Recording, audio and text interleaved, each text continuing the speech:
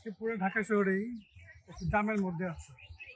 এই জামটা মূলত ওই যে কোটা বিরোধী ছাত্রছাত্রীদের যে আন্দোলন, শিক্ষার্থীদের যে আন্দোলন, সেই আন্দোলনের কারণেই আজকে এই জামটা মূলত।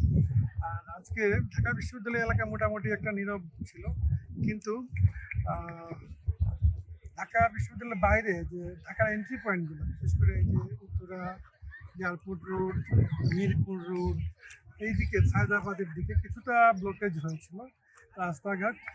আর এরপরে মূলত মিডিল শহরে তেমন একটা ঝামেলা হয় নাই, একটু এন্ট্রি পয়েন্টগুলোতে ঝামেলাটা হয়েছে।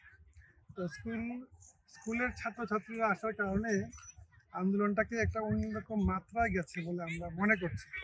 এবং এই আন্দোলনে আমার মনে হচ্ছে যে ছাত্রদল আজকে আনুষ্ঠানিকভাবে আন্দোলনকে সমর্থন দিয়েছে, যে কারণে আন্দোলনটার নতুন রাজনৈতিক মাত্রা পেয়েছে। তো আমরা আশা করব এখনো আন্দোলন সিরিয়াস পর্যায়ে যায় নাই বা ডিস্ট্রাকটিভ পর্যায়ে যায় নাই।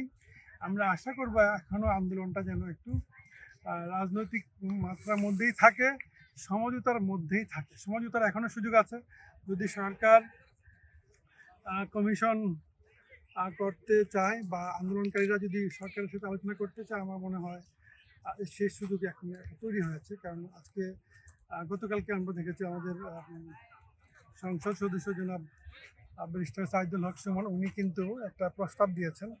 মূলত এটা কিন্তু একটা মধ্যস্থতাকারীর ভূমিকা পালন করার সুযোগ আছে। কারণ সরকারের পক্ষে বা সরকারের পাশাপাশি কেউ না কেউ তো একটা উদ্যোগ নিতে হবে।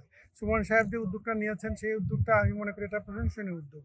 এবং সুমন সাহেবের মতো আমি মনে করি সরকারের আরও উচ্চ পর্যায়ের লোকজন এই কথাটা বললে আন্দোলনকারীরা হয়তো আরও বেশি আস্থা আসতে পারে। আর দেশের স্বার্থে এটা খুব প্রয়োজন। ধন্যবাদ।